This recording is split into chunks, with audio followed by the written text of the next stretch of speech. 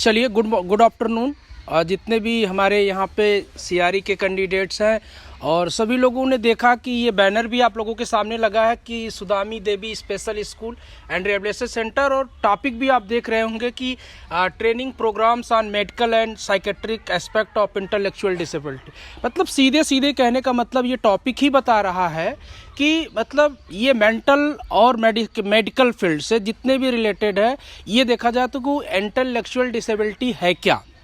दोनों पे एक डिवीज़न पे अगर हम सही प्रोसेस पे करके देखें तो हमें आके फंडामेंटल पे ये जाना होगा कि साइकेट्रिक का भी बहुत बड़ा रोल है और मेडिकल साइंस का भी बहुत बड़ा रोल है हमारे इंटेलेक्चुअल डिसेबिलिटी में।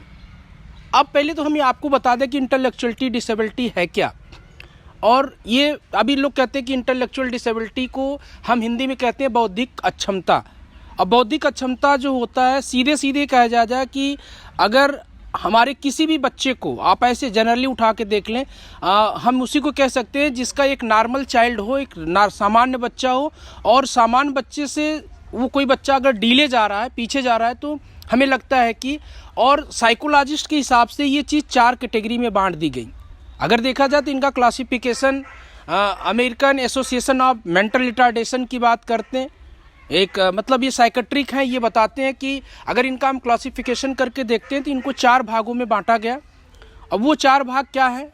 लोग कहते हैं कि एक होता है कि हम लोग आईक्यू लेवल चेक करते हैं। अगर आईक्यू लेवल से ही हमको इंटेलेक्चुअल डिसेबिलिटी का पता भी चलता है, तो आईक्यू लेवल का मतलब होता है कि इंटेलेक्चुअलिटी क्वोशिएंट क्या होता है, मतलब बुद्धि गुणांक जिसको बोलते हैं। हम लोग एक फार्मूला अपनाते हैं MA/CA, जिसको हम लोग कहते हैं mental age upon chronical age. तो आप लोग इससे भी निकाल सकते हैं, किसी बच्चे का निकाल सकते हैं। MA/CA × 100 करके अगर हम किसी चीज़ को करते हैं तो आप कह सकते हैं मानसिक आयु अपॉन वास्तविक आयु × 100 करके आप निकाल सकते हैं। अब ये चीज़ रह गई कि हम इसका क्लासिफिकेशन करके जानेंगे कैसे। तो आप बुद्धि लब्धि को सीधे सीधे, मतलब आपको ये लगता है कि आईक्यू लेवल में डिफिशियंसी है तभी बच्चा इंटेलेक्चुअल डिसेबिलिटी हुआ। और इसमें एक चीज़ हम आप और देख सकते हैं कि जितने भी MA/CA पे जो फार्मूले के आधार पर देखा जाए तो ये कैटेगरी जो बांटी गई उसमें 4 कैटेगरियाँ बांटी गई। वो 4 कैटेगरी क्या है? माइल्ड है, मॉडरेट है, सीवियर है, प्रोफाउंड। अब माइल्ड को क्या देखा जाए कि अगर देखा जाए तो लोग कहते हैं माइल्ड क्या है, तो माइल्ड को अगर एक प्रोसेस करते हैं तो माइल्ड का एक आईक्यू लेवल नाप के ही देखा गया कि अगर 50 से 70 आईक्यू लेवल आ रहा है तो हम कह सकते हैं ये बच्चा माइल्ड कैटेगरी का है। अगर माइल्ड कैटेगरी में अगर आप लोग देखते भी हैं तो ये बच्चा मतलब क्या होता है, एक कहते हैं ये एजुकेशन ले सकता है। इसको हम लोग ऐसे बच्चे को कहते हैं कि ये मतलब ये एजुकेशन लेने लायक है, तो मतलब कुछ ना कुछ लर्निंग फेज में रहेगा, तो ऐसे बच्चे को हम लोग माइल्ड कैटेगरी के अंतर्गत रख देते हैं। दूसरा फेज आता है कि मॉडरेट होता है। तो मॉडरेट के बच्चे को अगर देखा जाए तो 35 से 50, इनकी अगर आईक्यू लेवल देखेंगे तो 35 से 50 होता है। तो 35 से 50 पे आप ये चीज़ देख सकते हैं कि अगर बच्चे का आईक्यू लेवल इतना है तो आप ये जानिए कि बच्चा मॉडरेट है। और ये बच्चा बहुत एजुकेशन नहीं ले सकता है, आपको ये जानना होगा। ये बच्चा वोकेशनल ट्रेनिंग ले सकता है, जैसे बुक बाइंडिंग करने का काम कर सकता है। ऐसे बच्चे को आप ये समझ के ये बता सकते हैं हम कि ये बच्चा अगर इनका आईक्यू लेवल ये, तो ये बच्चा किस कैटेगरी का होगा? मॉडरेट है। फिर तीसरी कैटेगरी आती है सीवियर। तो सीवियर कैटेगरी में एक बच्चा क्या होता है? सीवियर का मतलब ये होता है कि ये नहीं सर्व करने लायक, इसका मतलब कहीं ना कहीं सेवा किया जा रहा है, नर्सिंग किया जा रहा है। तो अगर ऐसे में बच्चे को हम देखते हैं तो ये आप कह सकते हैं कि ये 35 से 20 इनका अगर आईक्यू लेवल होता है तो आप ये मान के कर सकते हैं कि ये सीवियर बच्चा होगा। लेकिन अगर आपको ये लगता है कि 0 से 25 कैटेगरी का आईक्यू लेवल है, अगर ऐसे बच्चे को जाता है तो ऐसे बच्चे को बोलते हैं ये प्रोफाउंड कैटेगरी का बच्चा है।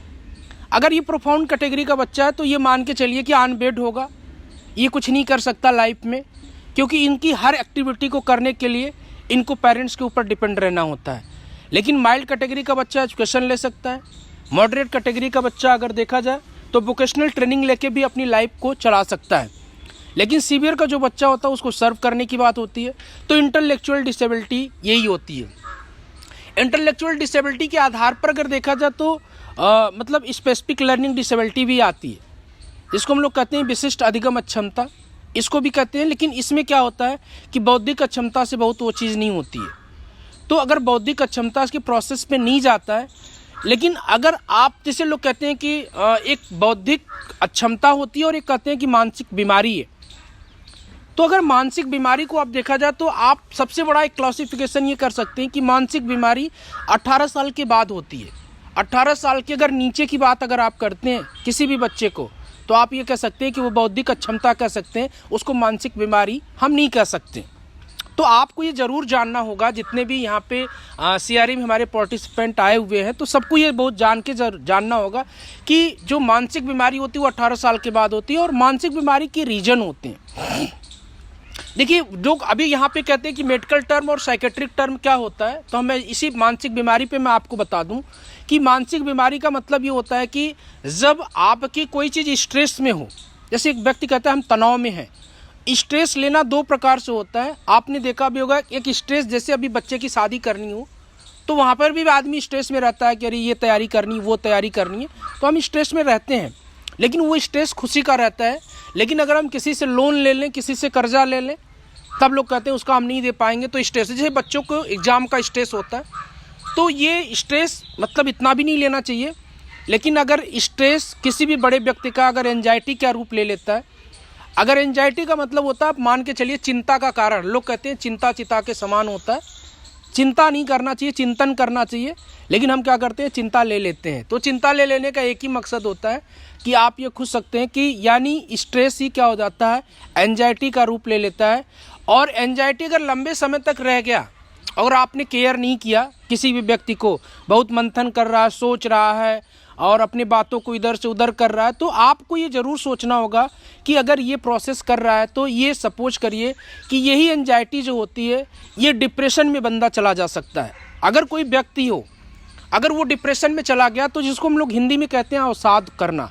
अवसाद होने का मतलब कि अपने आप में खोए रहना, और अपने आप खोए रहना के मतलब उनकी एक्टिविटी बदल जाना, कब उठेंगे, कब बैठेंगे, कब खाएंगे, कब सोएंगे, उनको किसी चीज़ का लर्निंग फेज नहीं रहता, याद नहीं रहता है उनको, कहाँ बैठना है, कहाँ उठना है, किससे बात करना है, किससे नहीं करना, वो इस फेज में नहीं रह पाते हैं, कि उसको हम लोग कहते हैं कि ये डिप्रेशन के शिकार हो गए। अभी आप लोगों ने देखा भी होगा, कोरोना में बहुत लोग डिप्रेशन के शिकार हुए, लोगों के टेस्ट चले गए, लोगों की स्मेल चले गए, गंध चला गया, टेस्ट चला गया, तो लोगों को ये लगता था कि हम कोरोना से पॉजिटिव और डिप्रेशन में चले गए, मतलब उनको लगा कि अब हम बच नहीं पाएंगे। तो ये डिप्रेशन, ये भी क्या है, एक मानसिक बीमारी है। उसके बाद लास्ट चौथा आता है, वही मेंटल इलनेस होता है। जब डिप्रेशन के बाद भी अगर आप मेडिकल टर्म पे नहीं जाते, मेडिसिनल पे नहीं जाते, साइकेट्रिक के पास नहीं जाते, मनोवैज्ञानिक के पास नहीं जाते, तो आप धीरे धीरे क्या हो जाएंगे, कुछ दिन के बाद मानसिक बीमारी हो जाएंगे। लोग कहते हैं कि मानसिक मंदता, जो बौद्धिक अक्षमता की बात करते हैं, क्योंकि उसी का नाम इसलिए बदल के रखा गया कि मानसिक मंदता पहले कहा जाता था, तो लोगों को लगता था कि ये हमारे मेंटल पे प्रोसेस कर रहे हैं, तो ये चीज़ सही नहीं है, तो उसी को हम लोग बौद्धिक अक्षमता का रूप दे दिए। अगर हम बौद्धिक अक्षमता की बात करते हैं, तो आप मान के चलिए कि बौद्धिक अक्षमता ही उस पर एक्सचेंज करके ये दिखा गया कि इसी को हम लोग कहते हैं कि मिला जुला के इंटेलेक्चुअल डिसेबिलिटी। तो बौद्धिक अक्षमता का मतलब बुद्धि से लेना है, लेकिन मानसिक बीमारी का जस्ट कंपैरिजन है कि ये 0 से लेके 1 साल से लेके 18 साल के पहले की जो भी अवस्थाएं होती हैं, इसमें आपका मतलब बौद्धिक अक्षमता आ सकती है। लेकिन इसके 18 साल के बाद भी अगर कोई व्यक्ति इधर उधर करता है, तो आप मान के चलिए कि वो कई रीजन से गुजरा होगा और हम लोग केयर नहीं किए होंगे। तो ये 4 रीजन होने के बाद मानसिक बीमारी पे वो चला जाता है।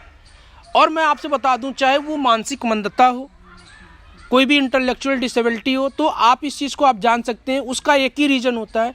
कोई भी चीज़ होता है उसके एक मेडिकल टर्म होते हैं। मेडिकल टर्म का मतलब होता है कि हमें हेल्थ पे बहुत केयर करना चाहिए।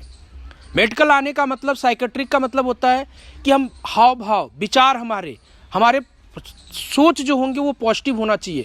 हमेशा बच्चों के ऊपर कोई प्रेशर नहीं करना चाहिए, और हमेशा बच्चों के ऊपर जो उनके क्लासिकल मतलब टॉपिक हो उसी हिसाब से उन पे काम देना चाहिए। कभी इधर उधर की बातें नहीं करनी चाहिए।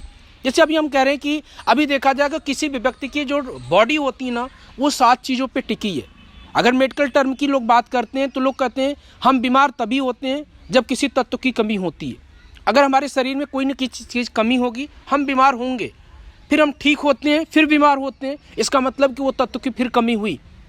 क्योंकि अगर देखा जाए तो हमारी बॉडी 7 तत्वों से मिलके बनी है। अगर 7 चीज़ हमारी बॉडी में सही रहे तो हम बीमार नहीं हो सकते, हम मानसिक मंदता नहीं आ सकती। लेकिन हम कभी समझने का प्रयास नहीं करते। हम क्यों नहीं करते? ये चीज़ आप मानिए, जैसे कार्बोहाइड्रेट,